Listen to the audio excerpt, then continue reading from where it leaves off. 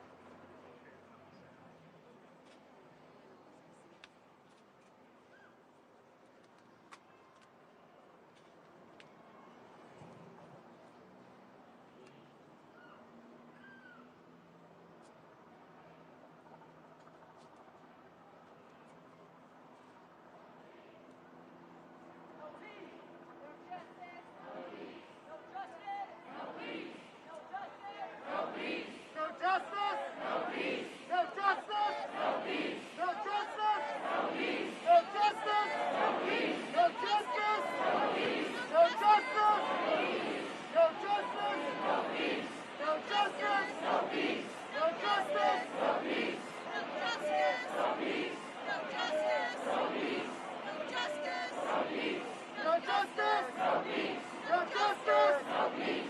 No justice! No peace! No justice! No peace! No justice! No peace! No justice! No peace! No justice! No peace! No justice! No peace! No justice! No peace! No racist! No peace!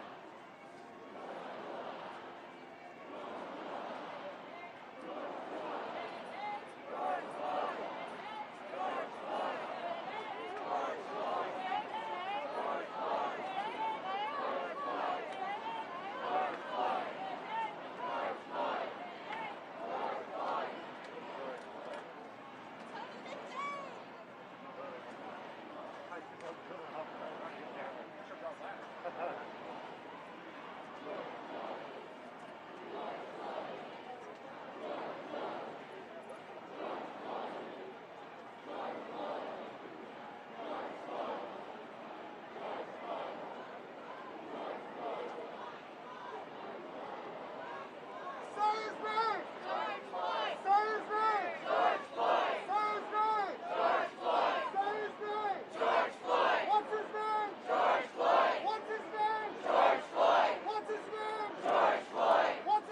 Floyd! George Floyd! George Floyd! George Floyd!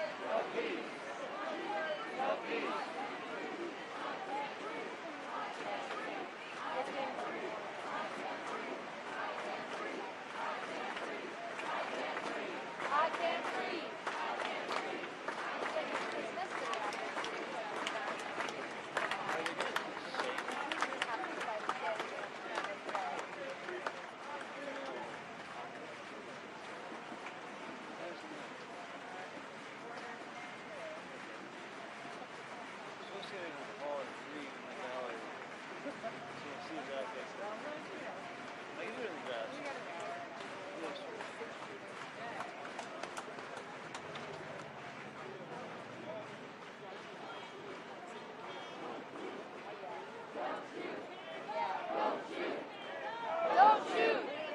Don't shoot! Don't shoot! Don't shoot! Don't shoot! Don't shoot!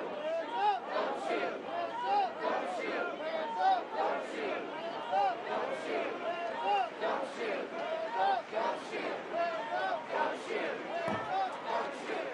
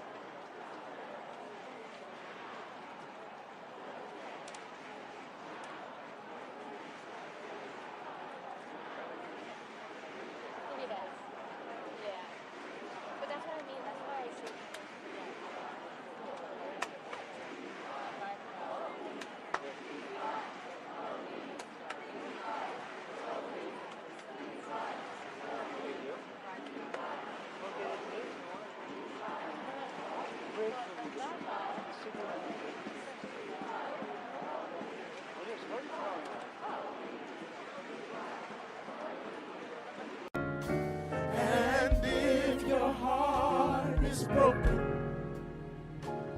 just lift your hands and say,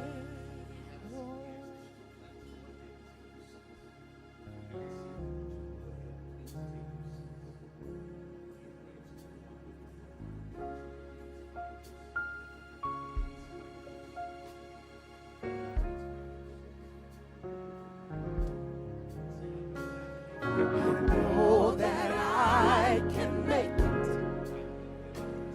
I know that I can stand. No matter what may come my way, my life is in your hands. With Jesus I can take it. With him I know I can stand. No matter what may come my way, my life is in your hands. I know that I can make it. I know that I can stand. No matter what may come my way, my life is in your hands. With Jesus I can take it. With him I know I can stand. No matter what may come my way, my life is in your hands. I know that I can make it. I know that I can stand.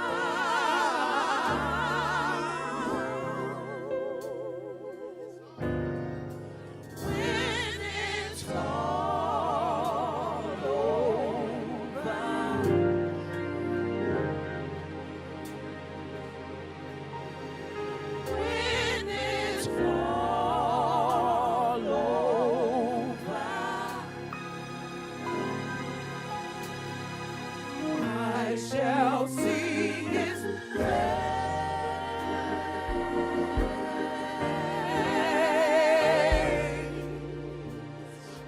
I shall see his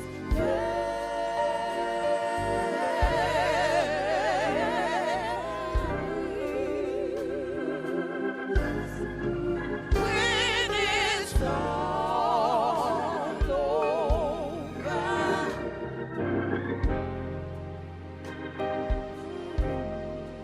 When it's all over.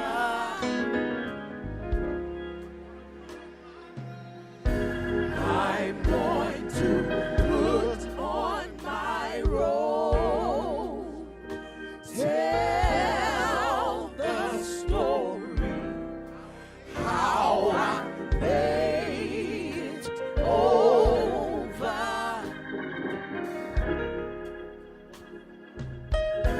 I'm going to put on my robe, tell the story, how I made it over.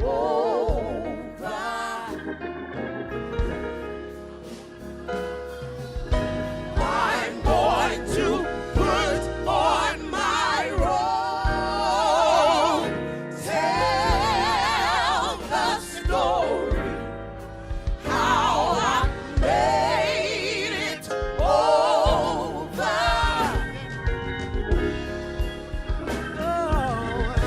I'm going to put on my robe, tell the story, how I made it. Good afternoon, ladies and gentlemen. Good afternoon, ladies and gentlemen. First, I want to say thank you to all of you that have come out this afternoon to show your gratitude and respect to this family. But what we need y'all to do to help us today, we must socially distance ourselves. We must socially distance ourselves. We need everyone who have a mask, please put your masks on. And we must socially distance ourselves. And if you're sitting in a seat that did not have your name on it, you're actually sitting in the wrong seat. There's plenty of seats. There's many seats up in the balcony. There's many seats next door. But we need everyone to please cooperate with us. And let's show this family the dignity that they deserve. Is that all right? Can I get somebody to say, this is a church. Can I get somebody to say amen? Let's show this family the dignity that they deserve. And if you come here to show them your respect, it really shouldn't matter where you sit. So thank you so much for your cooperation, and God bless you.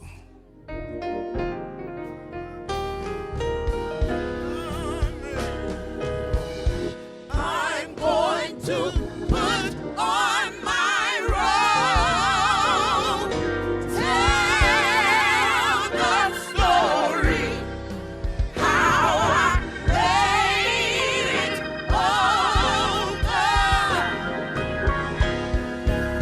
Hallelujah. I'm going to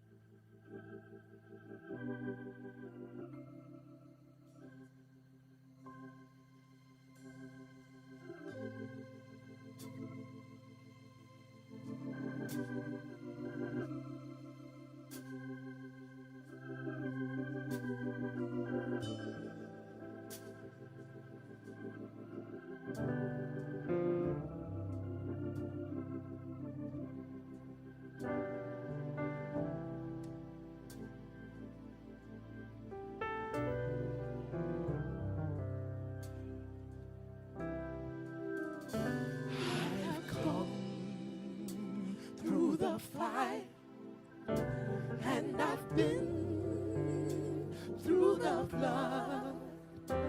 I've been broken into pieces, seen lightning flash from above, but through it all, I remember that He loves me and He cares, and He'll never put more on me than I can bear.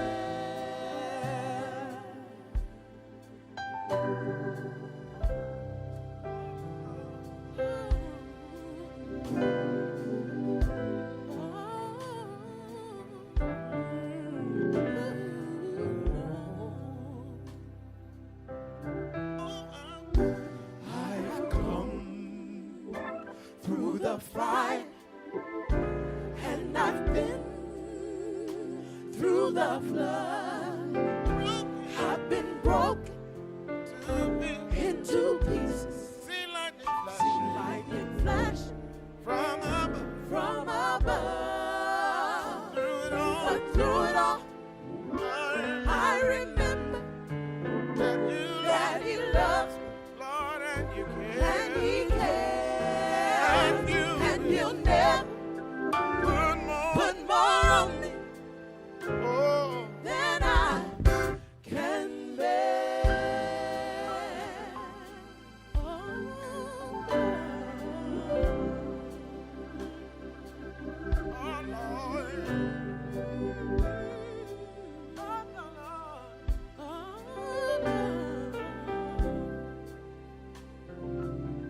Oh, I've come through the fire, and I've been through the flood.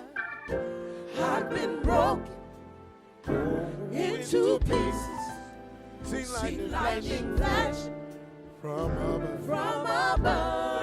But through it all, I remember that He loves me, and He cares, and He'll never put more on me than I can bear. No, He'll never put more on me. Oh, no. Never put more on me. I never put more on me. Than I put more on me. I never put more on me. Oh, never put more on me. No, He'll never put more on me. Never, never, never, never. His word said He won't. I believe it.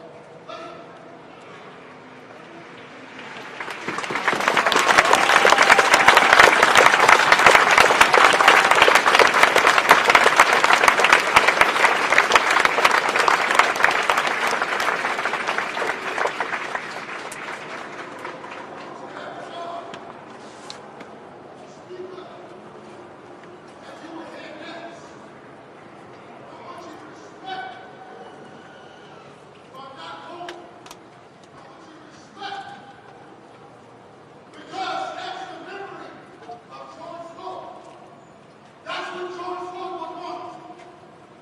It would not be cool.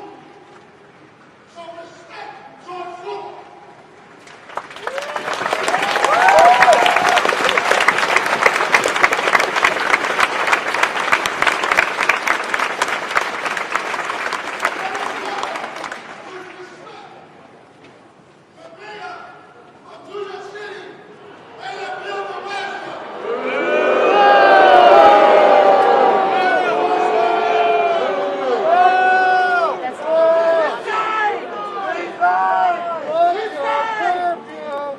He's there.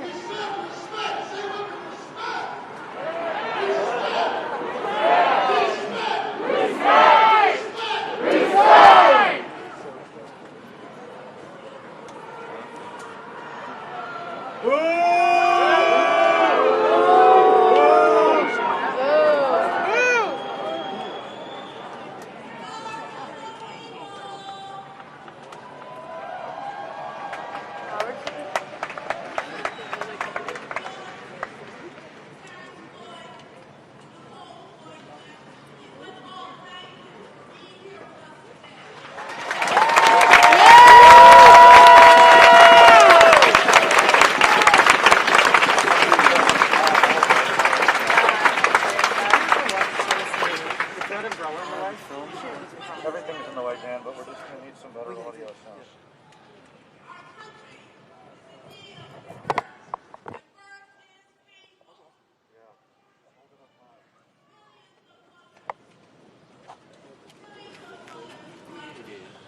For a long time, I'm just some talked up, right?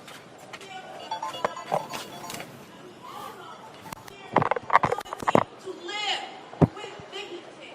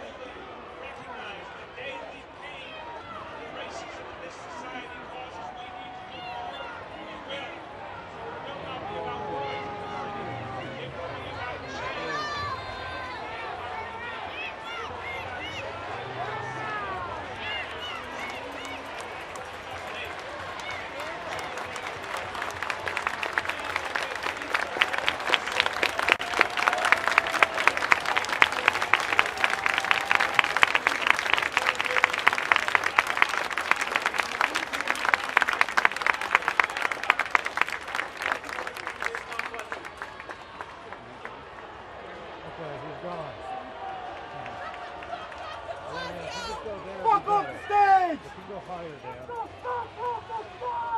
Say his name.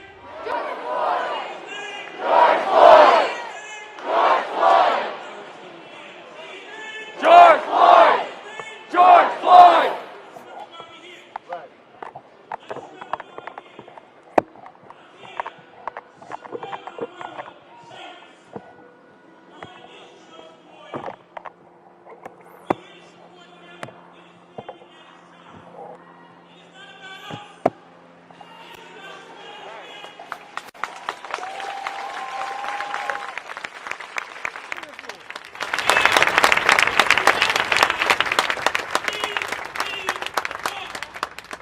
Because we're here to support the family, and that's it. Yeah! We're gonna march in peace, and we're gonna live in peace.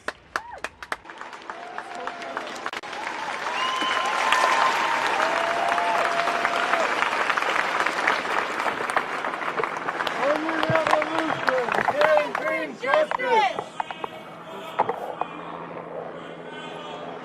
Brooklyn's own, our Attorney General, Letitia James.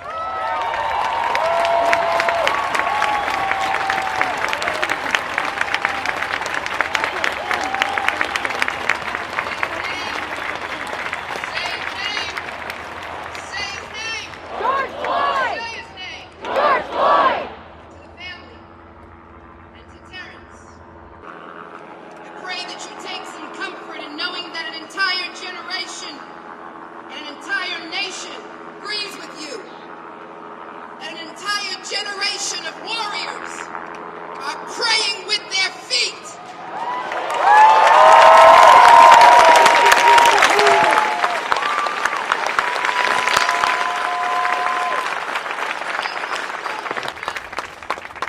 That you and your family are not alone.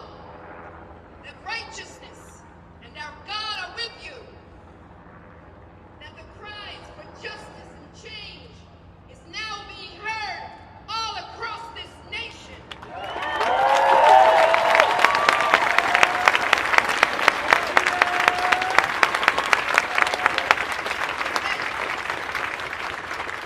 And that change is coming, stirred by the forces marching and protesting peacefully, fueled by the passions of all of your convictions to justice.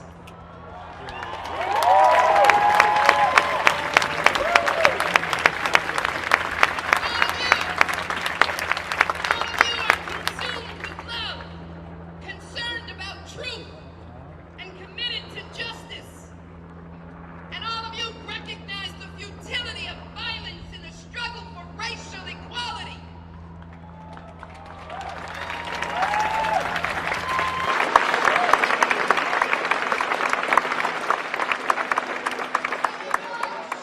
And we pray that the spark that ignited the fires of change that have always simmered but have never fully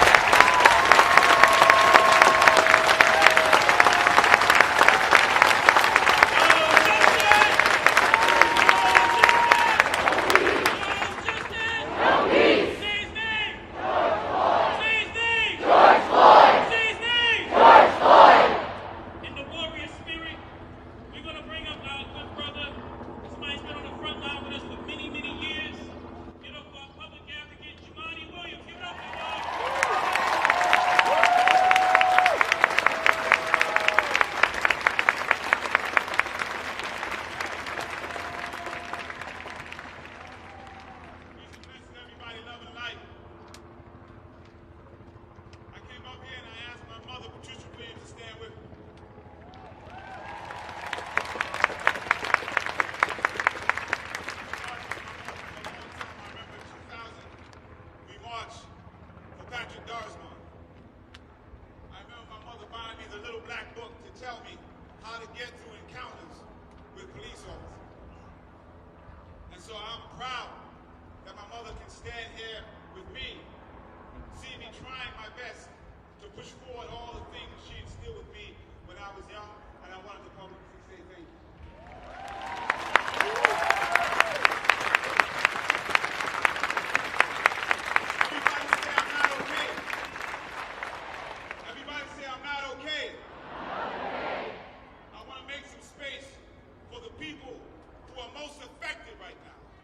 Just the people who are most affected say, I'm not okay. I say that because very often the people who are most affected have to see these images and go back to work as if nothing has happened. They have to continue their day, and if they dare speak up, particularly black women, they are looked at as just being with black women.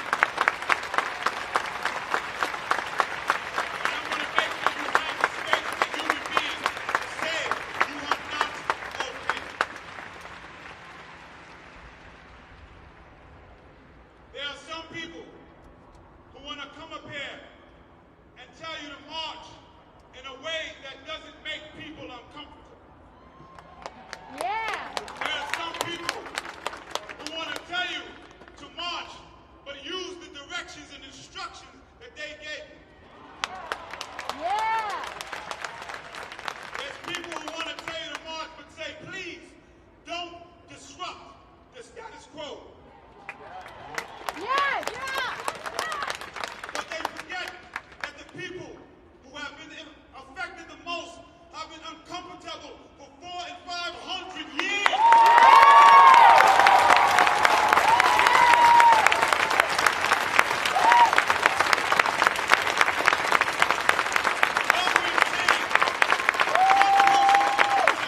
We all should be comfortable. But if one person isn't, we all should. Yes.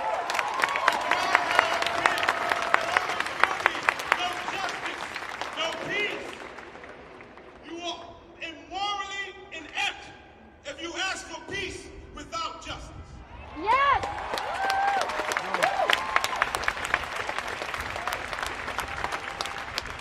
So many of us haven't had the time to heal from one video, and they keep coming and coming and coming and coming. And I gotta remind you, and I know we're here for the brother George Floyd, and I thank you, peace and blessings. But before that was Ahmaud Arbery, before that was Breonna Taylor, before that was Samir Rice.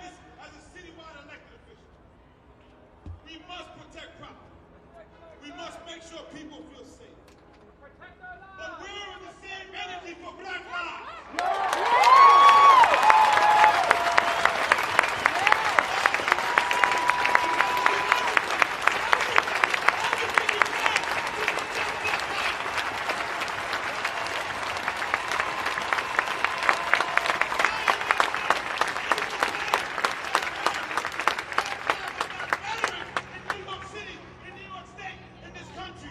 Where is that leadership?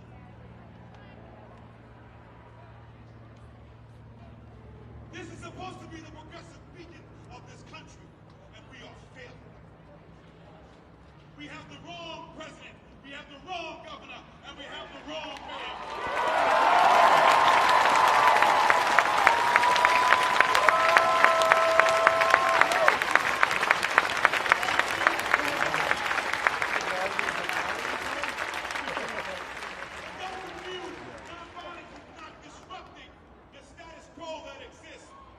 We must always, always comfort the afflicted. But in order to get justice, we must afflict the comforted. I think everyone who's here, black, white, Asian, Muslim, Jewish, Christian, screaming out, Black Lives Matter, thank you so much.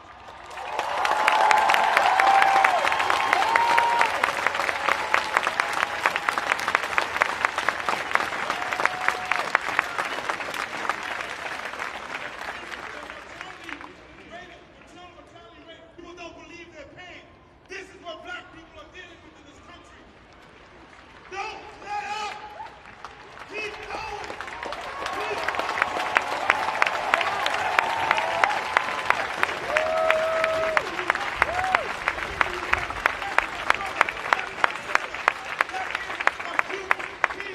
and we will not stop until there's justice. That's the leadership we need right now. Lastly, if you're in a protest and you want to know what to do because you're confused and you want your voice to be heard, follow black women.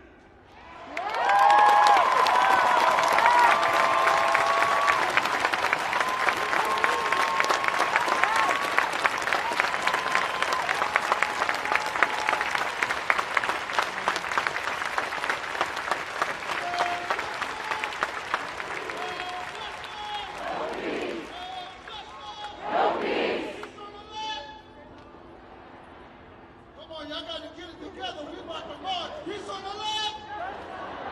Peace on the left. Justice on the right. Peace on the left. Justice on the right. Peace on the left. Justice on the right. Peace on the left. Justice on the right.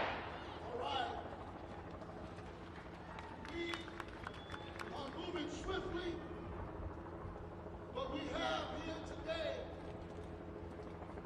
members of Congress. They will come up together. Congressman Hakeem Jeffries. Congresswoman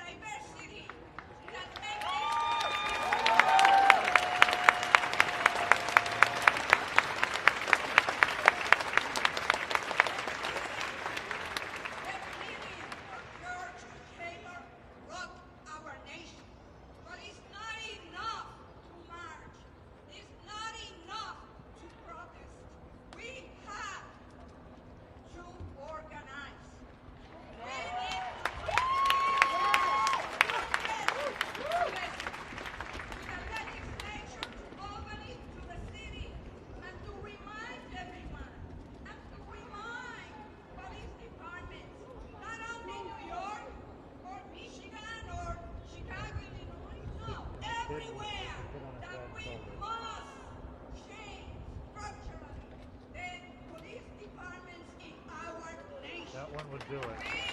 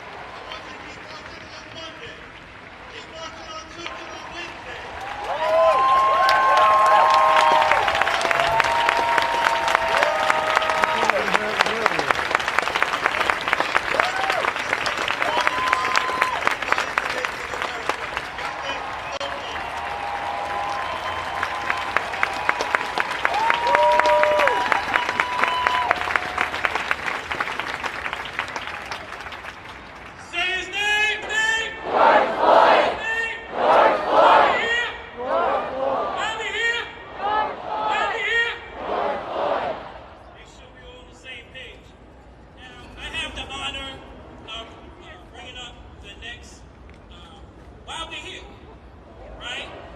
Because this brother I've known since we were in elementary school. I didn't know until I seen a Facebook scroll of the incident, and it caught me. I called him immediately, and to find out it was his brother, somebody that I grew up with for over 30 years. I want you guys to put up your fists. Put up your fists, because we're all here in solidarity. We're all here to celebrate the memory of George Floyd.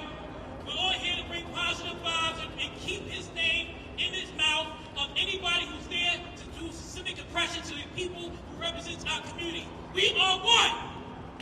We are George Floyd. We are George Floyd. We are George Floyd. So I want you guys to give a very warm welcome to my friend and the reason why we're here, Terrence Floyd, the brother.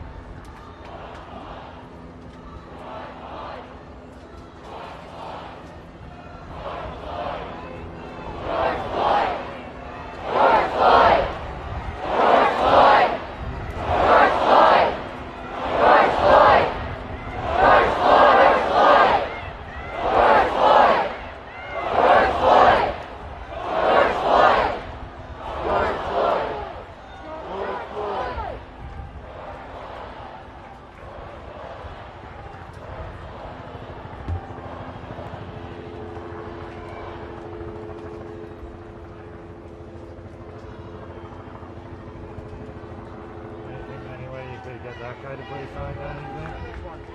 The one right in front of my camera here, the big blank cardboard one.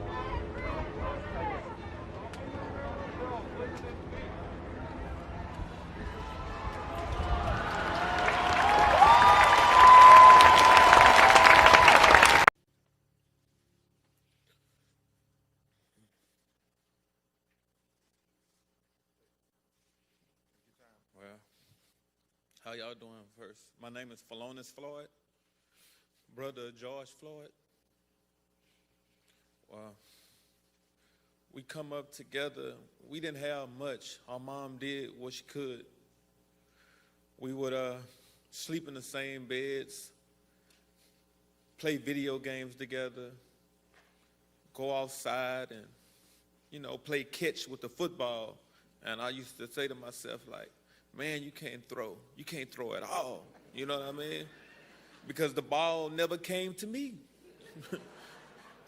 And years down the line, because I was catching with one hand, two hands, any way you threw it, I started being able to catch it.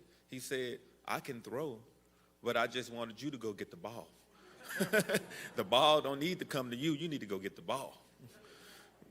But, you know, my brother, we did a lot of things together. From like talking with my mom, dancing with my mom, cooking with our mom, brothers, and man, so much. We made banana mayonnaise sandwiches together, you know. It was a family, though.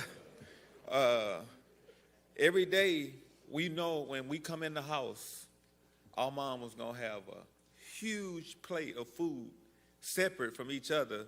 And we would sit there and argue with each other who plate it was, and I'm like in like 10 or 11 pieces of chicken is mine, and he way bigger than me. You know what I mean? He's huge. So being in the house with my brother just like inspiring to other people, because my mom used to take in other kids, and most of them was George's friends, and they wanted to stay with her. They loved her, you know. And my brother, he was okay with it. So then you had three, to me, they were grown then, because they kicked me out the room. They were three men, like 16, 17, they grown, sleeping in the same bed, waking up, going to the same school. And they wouldn't leave each other at all. They always wanted to be with each other at all times. And I remember nights when the day before school, we didn't have a washing machine. So we would all go in and put our socks and underwear in a bathroom sink and just start washing them. If we didn't have detergent, we would use soap. But we would wash it. We were going to be clean. We were going to be clean. So we would literally, right after that, we would take the socks and hang them over the hot water heater. And we'd take the underwear and hang them over there. And we would fight about it, me and his friends and all of them. We like, no, you did it last night because your clothes probably still be damp the next day if you don't put it on a hot water heater. So from that, and we learned a lot of stuff, but it's crazy because we didn't have a dryer. So the fastest way to dry your clothes was to put it in the oven and let it dry faster like that. So it was just, man, I love my brother, man. We had so many memories, together. I remember him waking me up, telling me, hey, man, can you iron my clothes for me? And I look at him, but then I look at his size and I say, you right, big bro, you right. You know what I mean? It was just amazing. Everywhere you go and see people, how they cling to him. They wanted to be around him. George, he was like a general. Every day he walks outside, it'd be a line of people, just like when we came in, wanted to greet him and wanted to have fun with him. Guys that was doing drugs, like smokers and homeless people, you couldn't tell because when you spoke to George, they felt like they was the president because that's how he made you feel. He was powerful, man. He had a way with words. He could always make you ready to jump and go all the time. Everybody loved George. We didn't call him George. We called him Perry. If you called him Perry, you knew him direct, you know what I mean? Because George was the name, everybody called him Big George, Big Floyd, Georgie Porgy. He had so many different names. But I'm going to go ahead and let... Go ahead. I'm not stopping you. Go ahead. I'm just, man, it's crazy, man. All these people came to see my brother, and that's amazing to me that he touched so many people's hearts. Because he's been touching our hearts, You come to Third Ward, where we're from, people are crying right now. That's how much they love them. I'm just staying strong as I can because I need to get it out. Everybody wants justice. We want justice for George. He's going to get it. He's going to get it.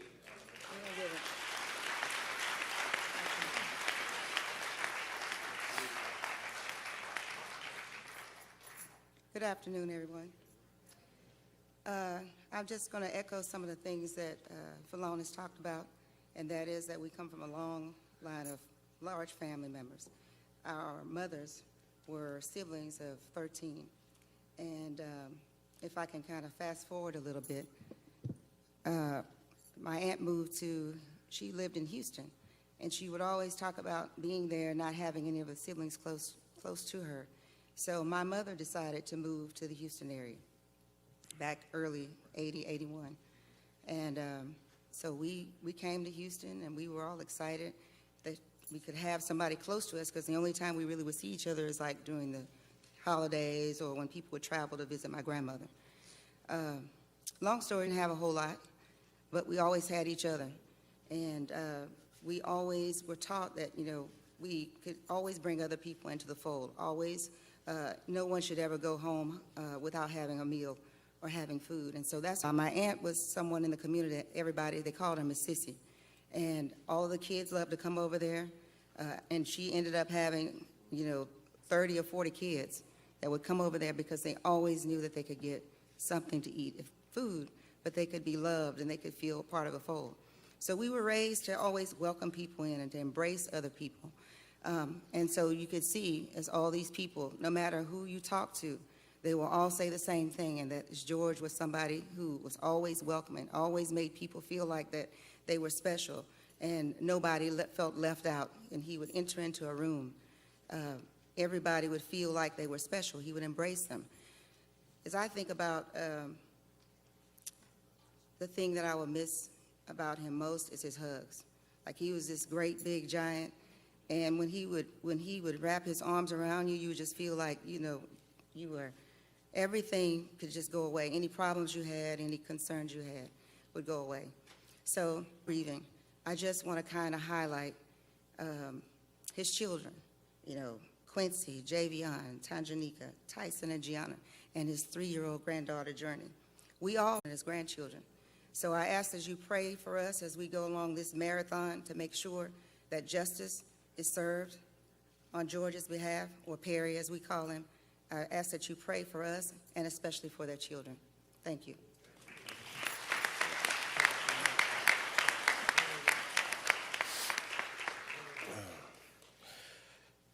How y'all doing? I am Rodney Floyd, youngest brother of George Floyd. And my older brother PJ was talking about childhood memories and how we grew up. And I would like to start where he left off.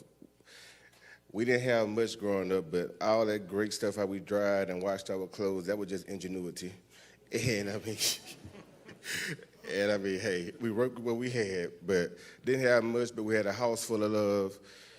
And I mean, I appreciate the love of everyone in here in the state of Minneapolis. Y'all adopted my brother and showed him so much love, and we feel that love in your city, and thankfully everybody and plus around the world. It's a beautiful thing, this great love we're receiving, and George Floyd is receiving, because he would love it.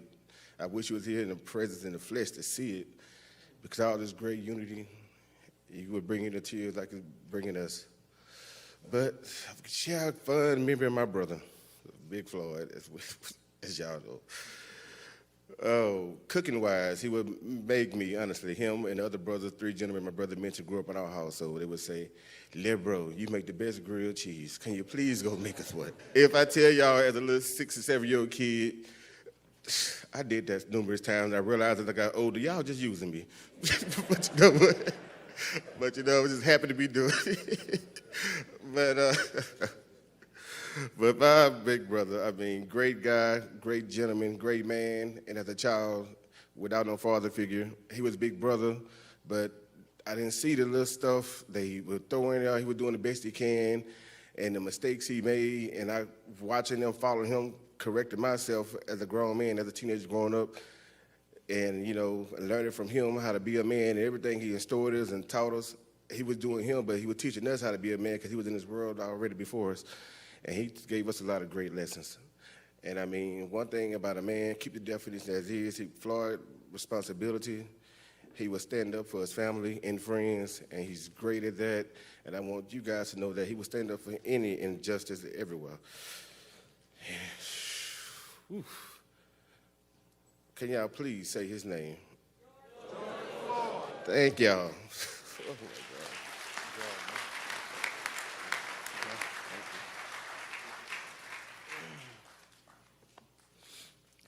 I'm Brandon Williams, I'm George's nephew. I call him Perry. You know, we happen to share the same middle name for some reason. My mama wanted to name all of us after some of her siblings, and coincidentally, I ended up with George. Growing up, I mean, I'm a lot younger than them, but my grandmother raised me. I didn't have a father figure present in my life, so I grew up in the same house with them. And, you know, my uncles were more of a father figure in my life. And with Perry being the alpha male, you know, I gravitated to him. Coming up, I played sports. He did. You know, that kind of connected us and brought us real close. I'm trying not to be sad. This is a lot harder than I thought it would be. I just remember all. I just remember just all of the memories, man. So more than anything, I just want to say thank you to him just for being there, just being a real, genuine person, just being loving and caring and somebody I can count on no matter what. We didn't have much, but coming up, my grandmother tried her best, and wherever she selected, he picked it up for me. He made sure I had sneakers and clothes and a lot of stuff like that, and I appreciate that. I'm going to end it with a funny story about he was the biggest LeBron James fan. And I remember, I don't know if you guys are familiar with the NBA, but when the Cavaliers, they came back on the Golden State Warriors in the finals, and I remember the very first phone call, and I told him, "Unc, man, you sound like you won a championship." And we laughed about it, and you know, he said, "Man, you know how I feel about LeBron. I did win a championship." So, and every time we would talk, you know, I asked him, like, "Hey, how you doing, man? You good?" And he said, "I feel like I won a championship." And that kind of stuck. It was just this inside thing we had. So I know with him being the strong person he was and seeing everybody come together and just rally around him and extend all of the love and support to our family. And man, we thankful and grateful. And I know more than anything, with everybody grieving and hurting, he would want us to feel like we won a championship. So I'll end on that note. Thank y'all.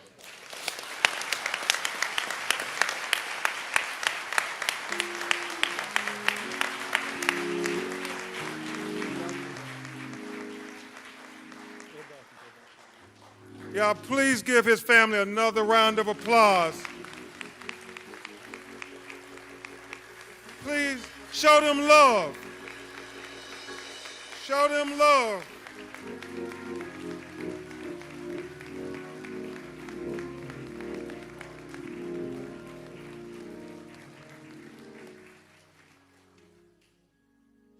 Thank you all so much for bearing your hearts.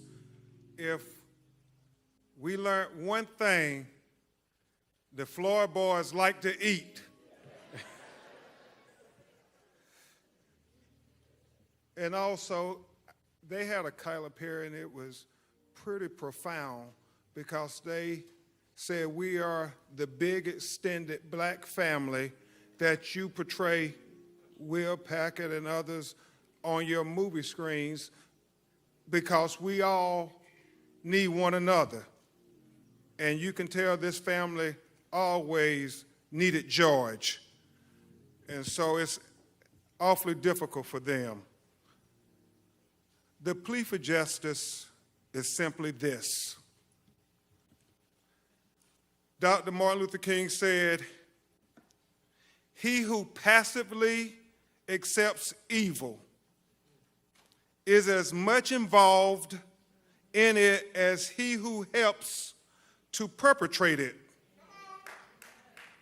He who accepts evil without protesting against it is really like cooperating with it."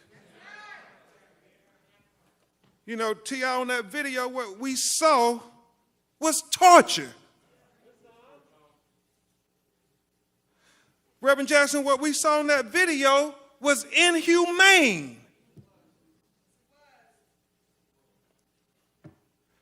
Martin III, what we saw in that video was evil. And so, America, we proclaim as we memorialize George Floyd, do not cooperate with evil. Protest against evil. Join the young people in the streets protesting against the evil, the inhumane, the torture that they witnessed on that video. We cannot cooperate with evil. We cannot cooperate with injustice. We cannot cooperate with torture. Because George Floyd deserved better than that. We all deserve better than that. His family deserved better than that. His children deserve better than that.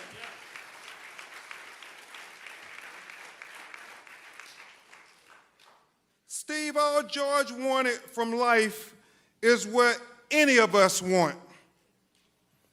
As Thomas Jefferson said in the Declaration of Independence, the unalienable rights endowed by our Creator, Tyrese, to life, liberty, and the pursuit to be happy on this earth. That's all George was asking for, like any and all of us. But he was denied those rights. And we will seek justice in his name. We will all united as a people who are God's children seek justice in his name. But beyond the specific justice, in his case, Chris, the prosecution of the 4 individuals who deprived George of his life, we seek a broader, more transformative justice. Reverend Al, a more just system of policing. Kevin, a more just treatment of people of color. Chris, a more just criminal justice system. In essence, what we are endeavoring to do, Brandon, is what my personal hero, Thurgood Marshall, said. Make the Constitution real for all Americans. You see, Justice Marshall said the basis of the Constitution is simply this, that a black baby born to a black mother, the most uneducated black mother, the most inarticulate black mother, the most impoverished black mother, has the same exact rights as a white baby born to a white mother, the most educated white mother, the most articulate white mother, has the most affluent white mother, just by virtue of that baby drawing its first breath as an American. Now, Justice Marshall said, Reverend Jackson, I know that's not the case in America today, but I challenge anybody to say, Tony, that's not the goal we're fighting for. He said, I challenge anybody to say, that's not what makes America the great beacon of hope and justice for all the world to marvel. So when we fight for the George Floyds of the world, but more importantly, when we fight for the unknown George Floyds of the world, when we fight for the Trayvon Martins of the world, when we fight for the Terrence Crutches of the world, when we fight for the Michael Browns of the world, when we fight for the Alton Sterlings of the world, when we fight for the Philando Castillos of the world, when we fight for the Jamar Clarks of the world, when we fight for the Eric Gardners of the world, when we fight for the Sandra Blands of the world, when we fight for the Ahmaud Arbery's of the world, when we fight for the Breonna Taylors of the world, when we fight for the Natasha McKinney's of the world, when we fight for the Stephon Clarks of the world, when we fight for the least of these, what we are really doing is helping America live up to its creed. What we're really doing is helping America be the great beacon of hope and justice for all the world to marvel. But most importantly, brothers and sisters, what we are doing is helping America be America for all Americans.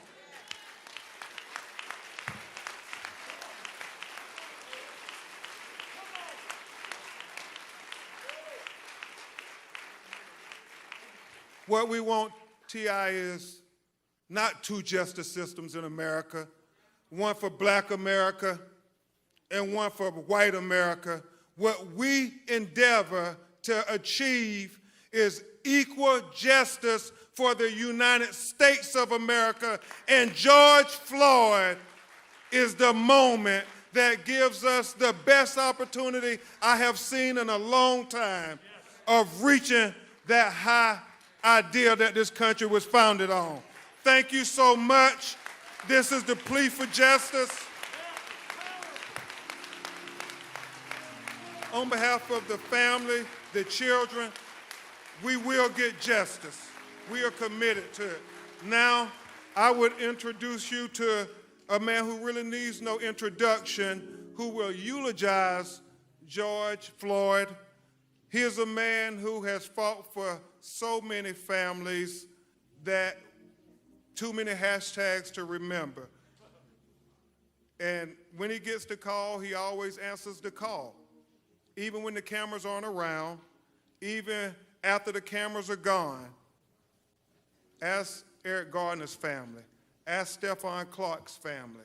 Ask any of these families. The cameras have long gone, Tony, but Reverend Al continues to answer the bell when our people call.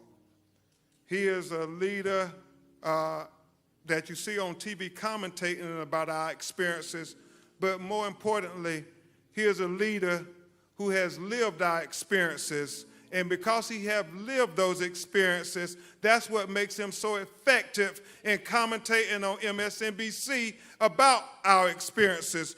And he is going to talk about the experience of the terrible loss of somebody who should be with us today, and that is George Floyd.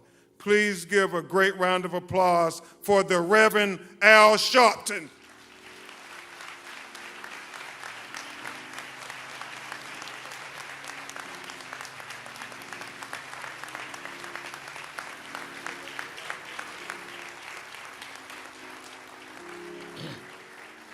Thank you.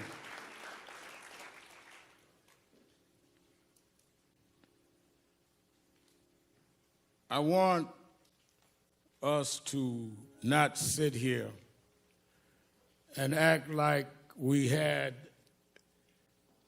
a funeral on the schedule.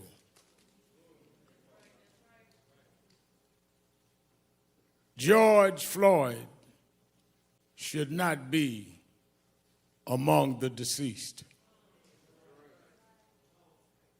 He did not die of common health conditions.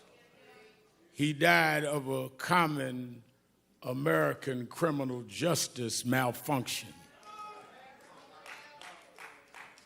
He died because of there has not been the corrective behavior that has taught this country that if you commit a crime, it does not matter whether you wear blue jeans or a blue uniform, you must pay for the crime you commit.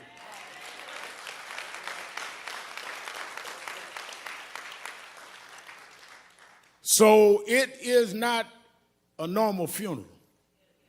It is not a normal circumstance, but it's too common, and we need to deal with it. Let me ask those of you that in the traditions of eulogies need a scriptural reference, go to Ecclesiastes 3rd chapter. First verse says, to everything there is a time and a purpose and season under the heavens. I'm going to leave it there. I saw somebody standing in front of a church the other day had been boarded up as a result of violence, held the Bible in his hand. I've been preaching since I was a little boy. I never seen anyone hold a Bible like that, but I'll leave that alone.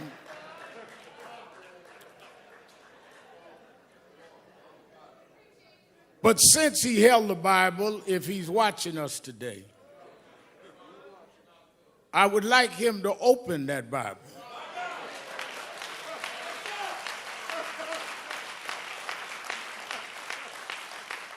And I'd like him to read Ecclesiastes 3. To every season, there's a time and a purpose. And I think that it is our job to let the world know when we see what is going on in the streets of this country and in Europe, around the world, that you need to know what time it is. First of all, we cannot use Bibles as a prop. And for those that have agendas that are not about justice, this family will not let you use George as a prop.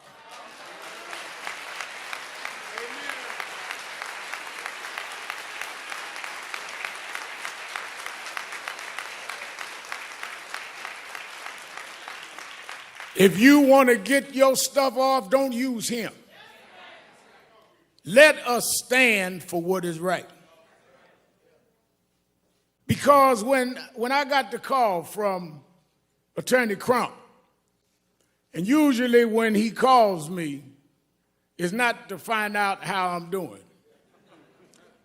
It's usually because something happened that he wants National Action Network and I to get involved.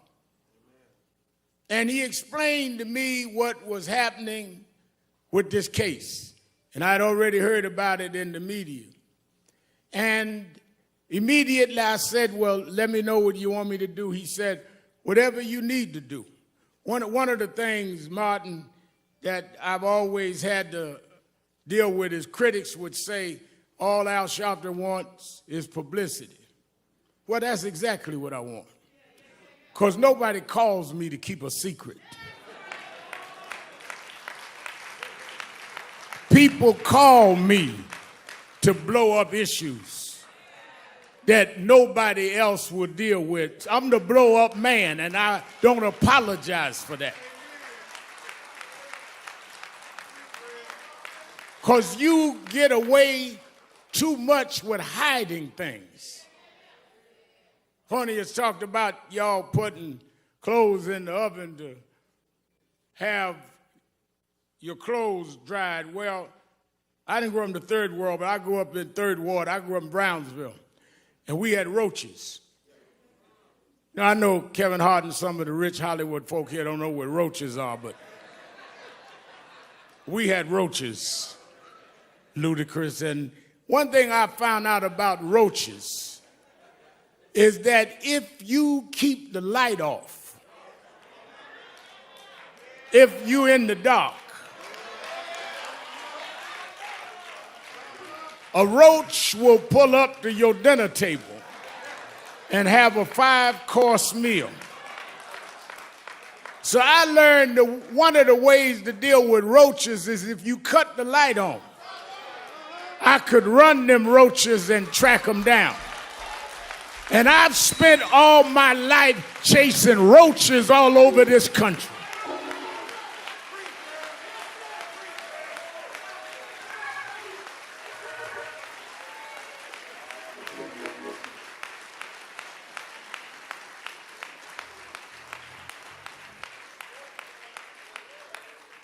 As soon as I talked to the family and got the details and heard that among George's last words was, I can't breathe, with a knee on his neck, I immediately thought about Eric Gardner. I did the eulogy at his funeral.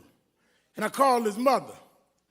And I said, I know we are not going out because of the coronavirus, but this is so much like Eric. If we could arrange some private way to go to Minneapolis, would you go? And she said, Rev Al, I'm already packing, let me know. Tyler Perry said, I'll give the families, the plane, whatever y'all need, because this is wrong. Robert Smith said, don't worry about the funeral costs. People across economic and racial lines started calling and getting in. And we flew out here, her and I, last Thursday. And when I stood at that spot, the reason it got to me is George Floyd's story has been the story of black folks. Because ever since 401 years ago, the reason we could never be who we wanted and dreamed to be in is you kept your knee on our neck.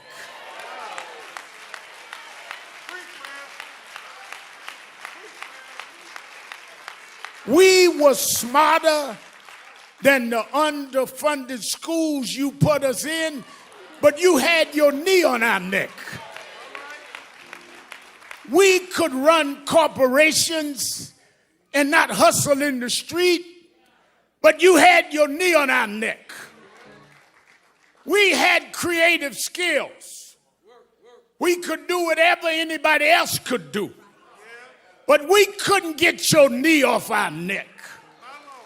What happened to Floyd happens every day in this country, in education, in health services, and in every area of American life. It's time for us to stand up in George's name and say, get your knee off our necks.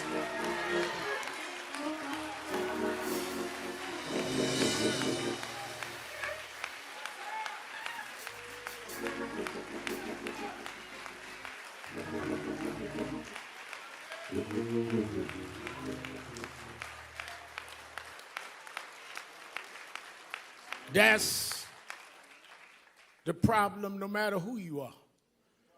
We thought maybe we had a complex, T.I., maybe it was just us.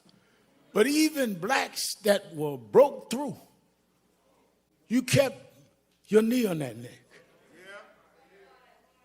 Michael Jordan won all of these championships, and you kept digging for mess because you got to put a knee on our neck.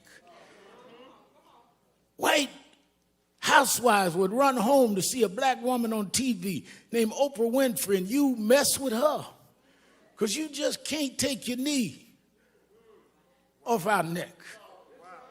Man comes out of a single-parent home, educates himself, and rises up and becomes the president of the United States. And you ask him for his birth certificate because you can't take your knee off our neck. The reason why we're marching all over the world is we were like George. We couldn't breathe, not because there was something wrong with our lungs, but you wouldn't take your knee off our neck. We don't want no favors. Just get up off of us, and we can be and do whatever we can be.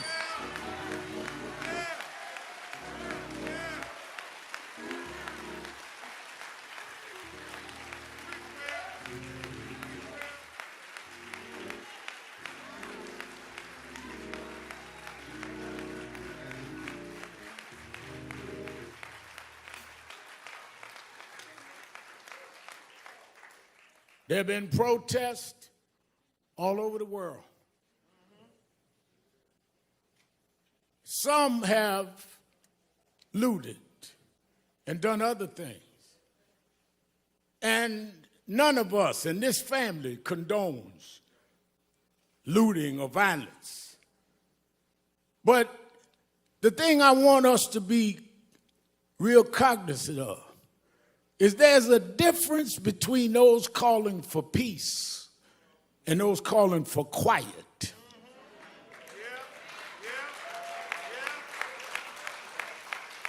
Some of y'all don't want peace. You just want quiet.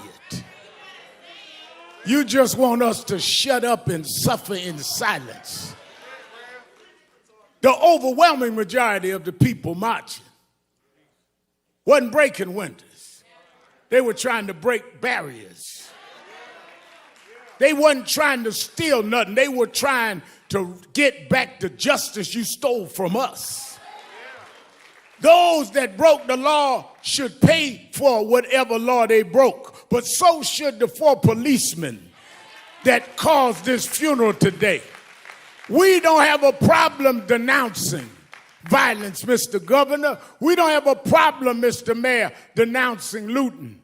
But it seems like some in the criminal justice system have a problem looking at a tape and knowing there's probable cause, and it takes a long time for you to go and do what you see that you need to do.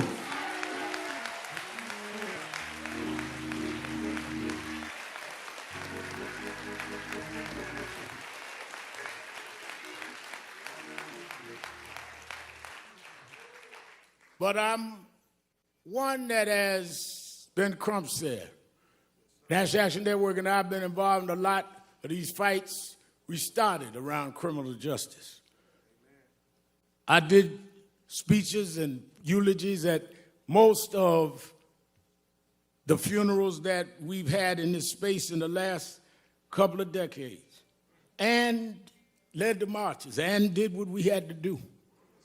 I look at Martin III, we went to jail together fighting these fights, like his daddy went to jail before. But I'm more hopeful today than ever.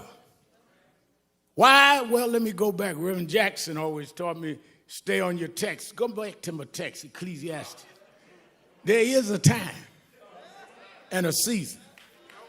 And when I looked this time and saw marches where in some cases young whites outnumbered the blacks marching, I know that it's a different time and a different season. When I looked and saw people in Germany marching for George Floyd, it's a different time and a different season.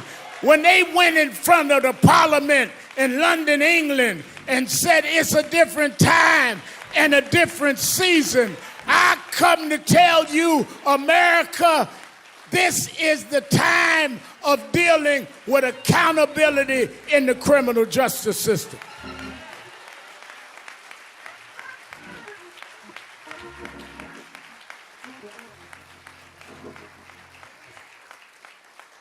Stephen, years ago, I went to march.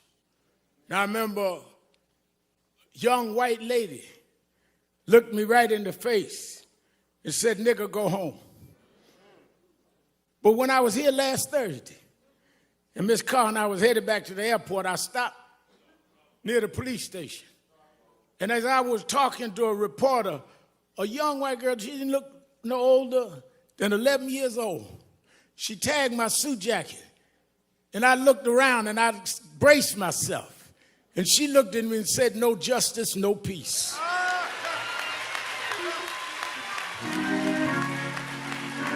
It's a different time. It's a different season. And if my Bible carrying guy out in front of that boarded up church, if I got him to open up the Bible, I want you to remember something. You know, I was late last October to an appointment because the time changed. And I was still, my watch was on the wrong time. You know, once a year, time goes forward. And if you don't, Congresswoman Omar, move your watch, you're going to find yourself an hour late, not because your watch was wrong, but you had your watch on the wrong time. Well, I come to tell you that are sitting in Washington talking about militarizing the country, thinking that you can sell wolf tickets to people who's had enough of abuse. I come to tell you, you can get on the TV, but you on the wrong time.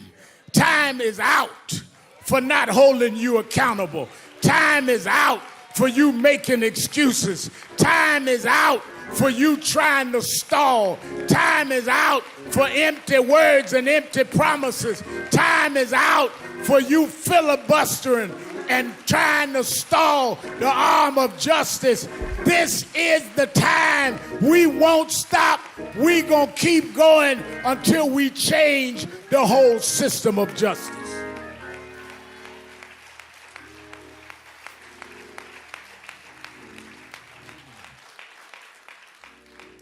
Our organizations have called this a day of mourning. NAACP, National Urban League, Legal Defense Fund, Black Women's Roundtable, Lawyers Committee, all got together, said we're going to have a day of mourning. But then we're going to come out this day of mourning. Because as some of our experts, Cheryl Eiffel and others that know the legal field, have outlined a legal process that we must enforce, everything from residency to dealing with police backgrounds not being hidden.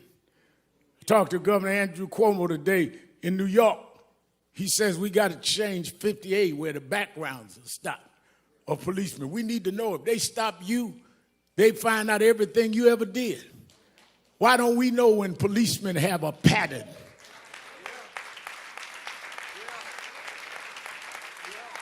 We got to go back to consent decrees.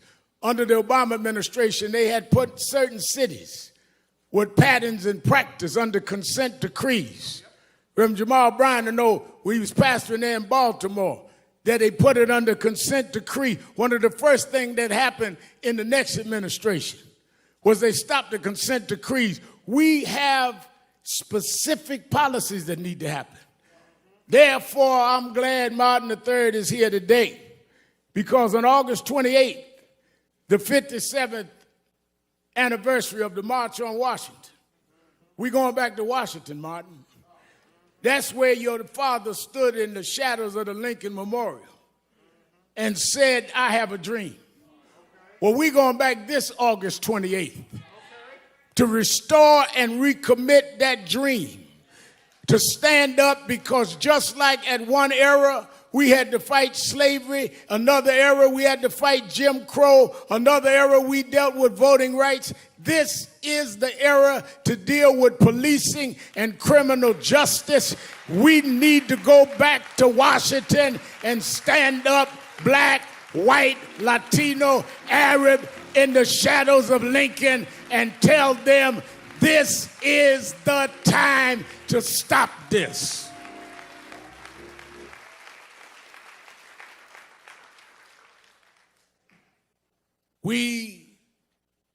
Martin and I talked about this. I've asked Reverend Bryant to get the faith leaders together. I talked Randy Weidengard about the labor leaders.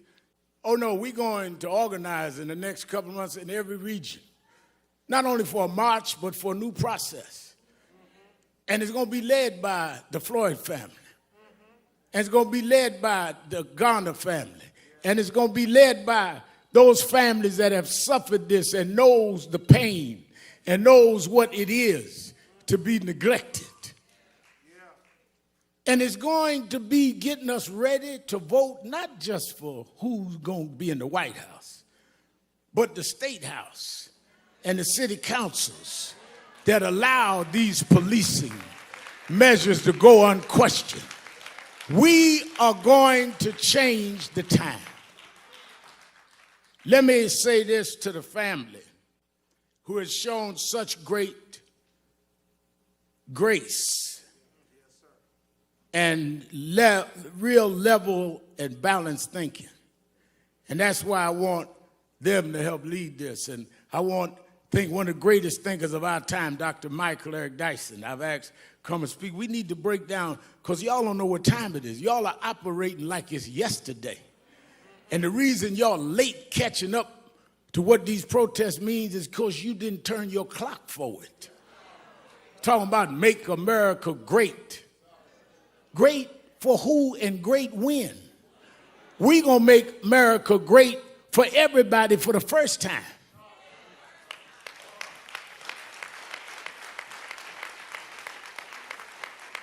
Never was great for blacks. Never was great for Latinos. Wasn't never great for others. Wasn't great for women. Young women had to march to get the right to vote. But lastly is the religious side. I was reading and kept thinking about how I was a little embarrassed, because when I heard that George, at this point of suffering this brutal attack, called for his mama, I said to Attorney Crump, I said, well, I appreciate talking to his brothers and them on the phone, but I want to talk to his mother. He said his mother passed. I said his mother passed. But he was calling for his mother. And I thought about it, because I was raised by a single mother. And sometimes the only thing between us and our conditions was our mothers. Sometimes the only thing that we had that would take danger away was our mothers. The only ones that would make sure the food was on the table was our mother. I know why George was calling for mama. But then as I had got that all placed in my mind, and I realized why I was always calling her. My mother died 8 years ago, but I still try to talk to her. Sometimes just dial a cell phone to hear the voicemail of a phone that I never cut off. I still want to reach out to mama. But talking to Quincy last night, one of his 5 children, Quincy said, you know, I was thinking maybe he was calling his mother, because at the point that he was dying, his mother was stretching her hands out, saying, come on, George, I'll welcome you where the wicked will cease from troubling, where the weary will be at rest. There's a place where police don't put knees on you, George. There's a place that prosecutors don't drag their feet. Maybe mama said, come on, George. There's a God that still sits high, but he looks down low and he'll make a way out of no way. This God is still on the throne. The reason we can fight, I don't care who's in the White House, there is another house that said if we'll fight, he'll fight our battles. If we stand up, he'll hold us up. So as we leave here today, I say to this family, I know that years ago we told them, Reverend Jackson told us, keep hope alive. Yeah. Then I know that President Obama wrote a book about hope. But I want you to know in my life, there's times that I lost hope. Things can happen like this that'll dash your hope. But there's something that is sister to hope called faith. Faith is the substance of things hoped for, the evidence of things unseen.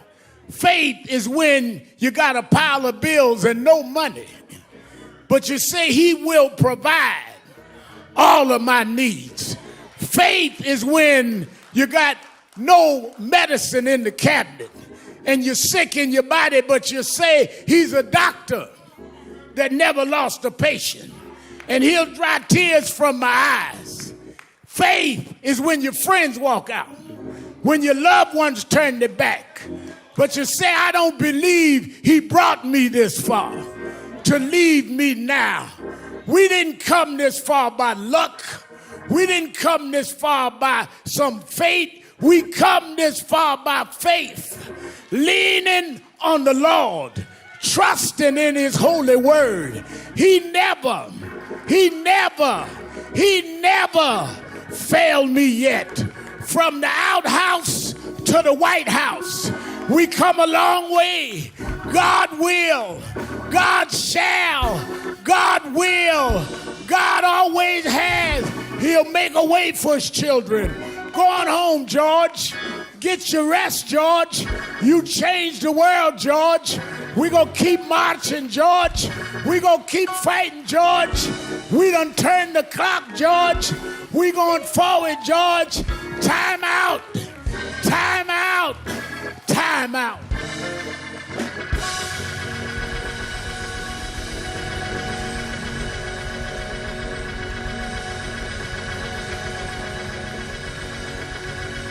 Hezekiah Walker.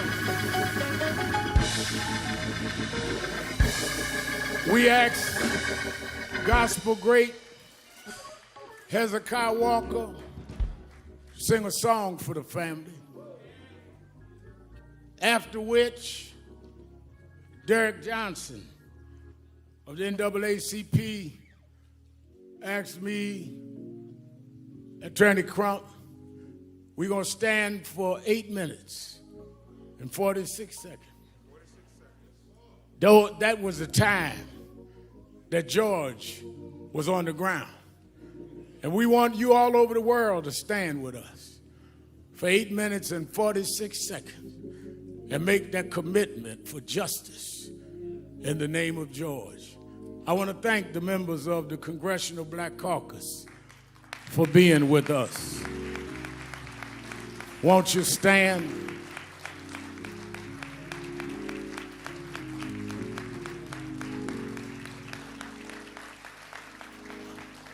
I want to thank the son and heir and co-convener, Dr. Martin Luther King III, for being with us.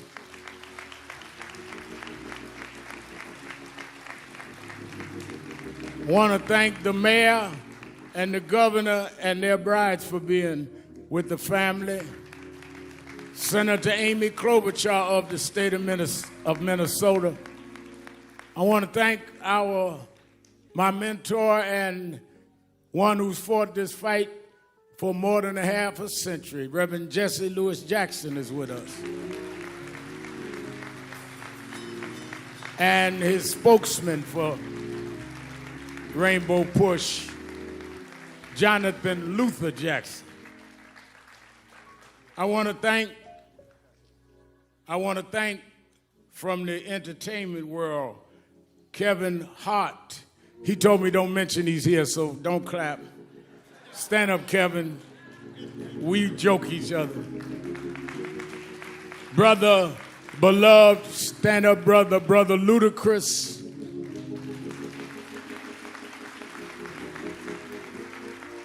Tyrese Gibson, who's an extraordinary activist in his own right. Master P.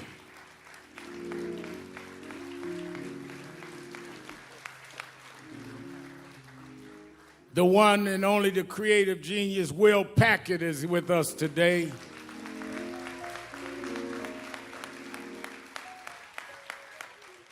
And a brother that we've marched together and done a lot of things. He does not just put his name on somebody's petition. He puts his body on the line. Brother T.I.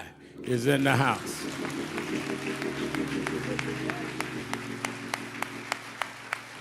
I want this brother's one of the greatest gospel singers alive. Is Tiffany here? Oh, wait a minute.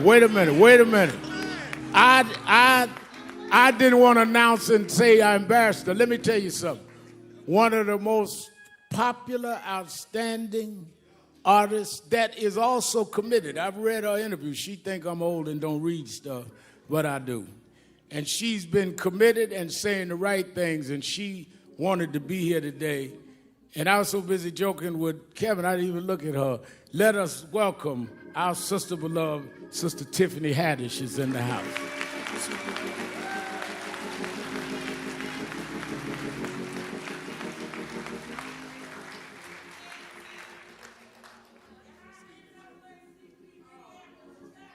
Well, I'm going to announce all the rest. Wait a minute, y'all don't start introducing folk. I got them all. Let us hear a selection from Brother Hezekiah Walker. God bless everybody.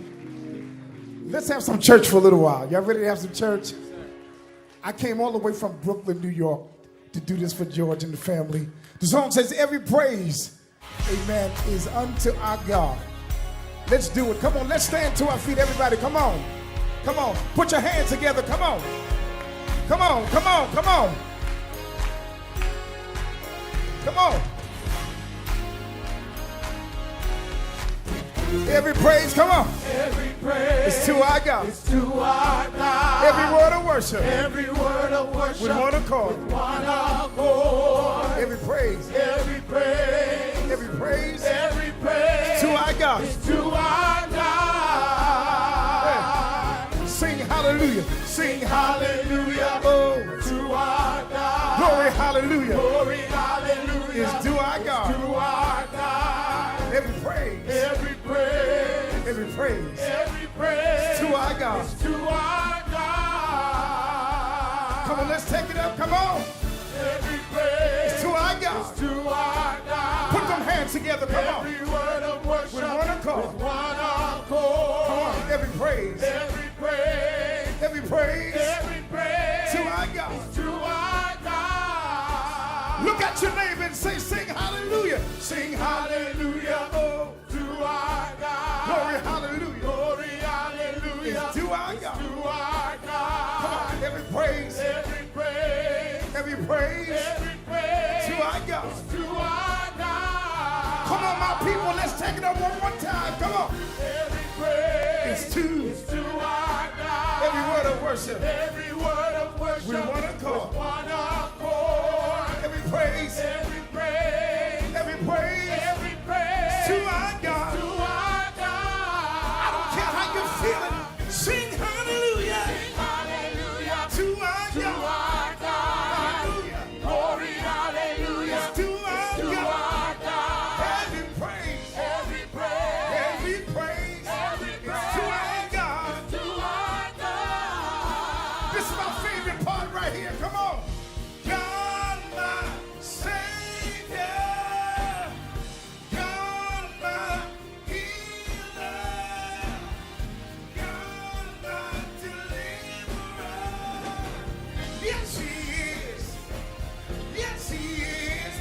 Say it now. God my Savior. God my Savior. God my healer. God my healer. God my deliverer. Yes, he is. Yes, he is. Yes, he is. Yes, he is. God my Savior. God my Savior. God my healer. God my healer. God my deliverer. God my deliverer. Yes, he is. Yes, he is. Yes, he is. Yes, he is. Yes, he is. Yes, he is. Yes, he is. Yes, he is. Every praise Every praise to our God. to our God. Every word of worship Every word of worship. with one accord. One accord. Every praise. Every praise. Every praise. Every praise. Every praise. Every praise. Every praise. Every praise. All of my worship. Every praise. All of my praise. Every praise. When you see me dancing. Every praise. Every praise. When you see me shouting. Every praise. Every praise. Every praise. Every praise. Every praise. Every praise. Every praise. Every praise. Every praise. Every praise. Every praise. To our God. To our God. Every praise. Every praise. Every praise. To our God. To our God.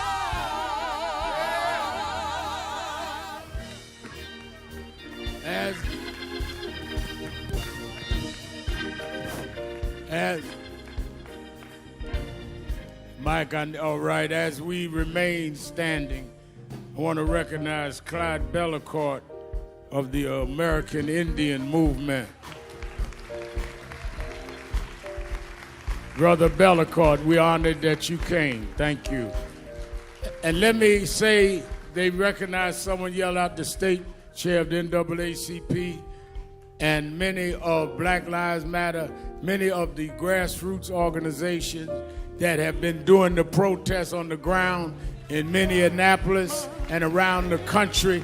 Movements are about everybody. We don't exclude anybody. Those young folks, some of them organic, some organized on their own, some NAACP, some Urban League, some National Action Network. We need everybody. This is not a competition. This is a movement. And we need to stop our competing and start fighting the real enemy. Thank you for doing what y'all are doing. When I got here, they were marching, and they kept marching. They didn't need nobody to come organize something. They organized, and we're going to stay organized. And I really thank them for their work. We want to pause for 8 minutes and 46 seconds. I want you, because of the pandemic, I'm not going to ask you to take hands, but I want you to stand next to someone with the right distance. The amazing thing about this movement, people say they never seen marches all over the country. Well, we've had that, but we never had it in a pandemic. The reason I know this is a different time is people came out by the hundreds of thousands at risk of their own health to stand up. People that had been sheltered in broke out of shelter. First flight I took was to come here in many weeks. And maybe in God's own way, Martin, the fact we were sheltered means we couldn't watch sports, couldn't watch nothing. We had to keep watching that tape. Maybe because we had no distractions, that finally we are ready to deal with this. So as we stand, I would like us to stand together, and I think there's only one woman up here. I want Tiffany, since I was disrespectful, would you come stand with us up here? Tiffany Haddish, so you won't be talking about me in your next interview. And I would like the mother of Ergana, who's mother of the one who originally died of police custody, saying, "I can't breathe," to stand with me and Ben Crump on stage. It's Gwen Carr. Let us stand Somebody said, Reverend, 8 minutes is a long time. That minute was long enough for the police to understand what they were doing. That means it was long enough for one of them 3 cops to stop what was going on. That means it was long enough for whatever this officer had in mind for him to rethink. As you go through these long 8 minutes, think about what George was going through, laying there for those 8 minutes, begging for his life. Heard someone say, narrating his own death. We can't let this go. We can't keep living like this. Sam Jackson, is Sam still here? Steve Jackson, is he here?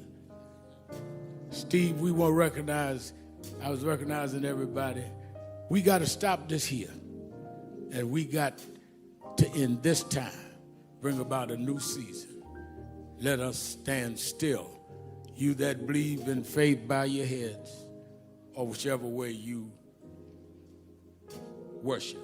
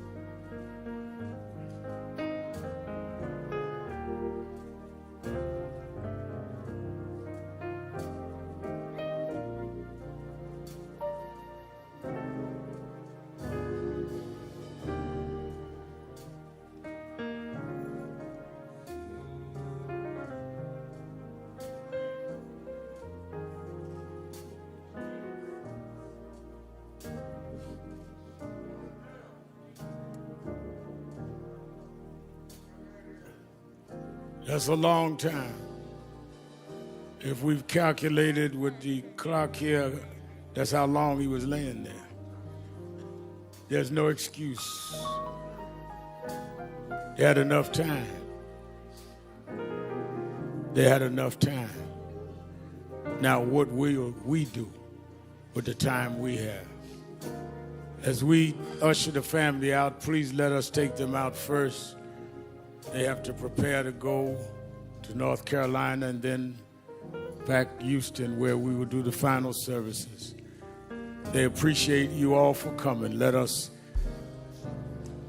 everybody else be seated but the family. Reverend Bryant, will you come quickly?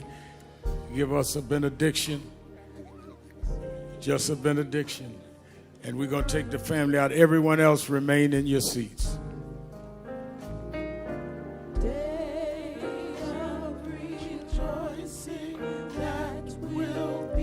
You'll remain where you are for the benediction. Good and gracious God, merciful Master, walk with us while we run this race. Speak to us as we lift our voice. Use our hands so that they do not become fists. Change our hearts so that our rage will shift to rehabilitation. Convict the country so it can finally be the land of the free and the home of the brave. We pray this prayer in the name of an innocent black man by the name of Jesus, who was killed by a government and still rose again. And with that power, we march on until victory is won.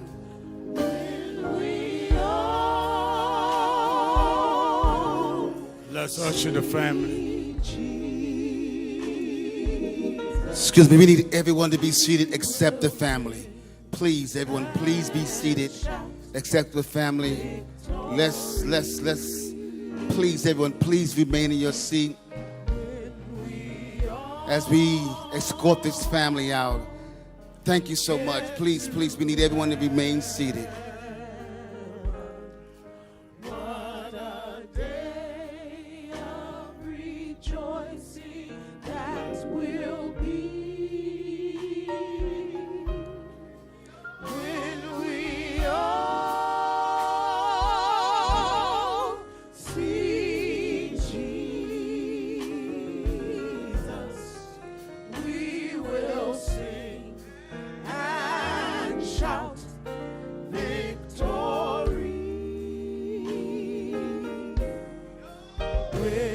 Come on, can y'all please remain seated for a minute till we escort the family out? Please, let's escort this family out. Thank you so much for your cooperation. Thank you so much. What a day of rejoicing that will be when we all see Jesus. I see the family has grown. We will sing and shout victory. We will sing. Please, let's let the family leave, please. Can we please let the family exit the building? Thank you for respecting this family. Thank all those who respected the family. We will sing and shout victory. We will sing and shout victory. We will sing and shout victory. We will sing and shout victory. We will sing and shout victory. Thank you so much. God bless you all.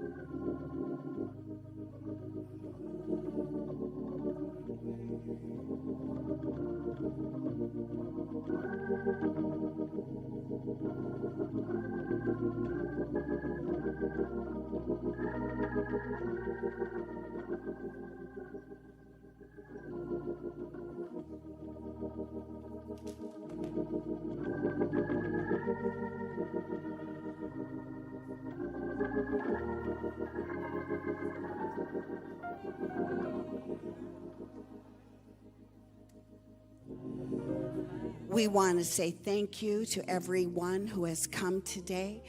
We want to say how much we appreciate taking your time, and we are dismissed at this time, and make your way safely and respectfully as you depart from the sanctuary. Have a wonderful day.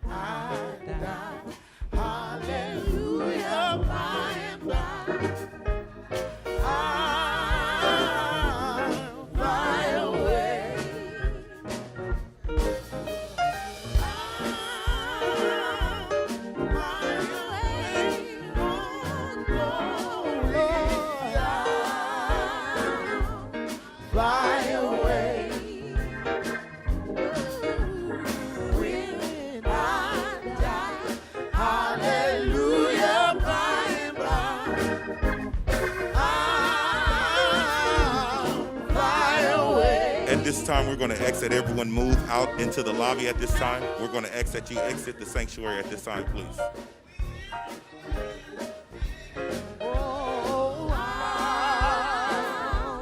Fly away.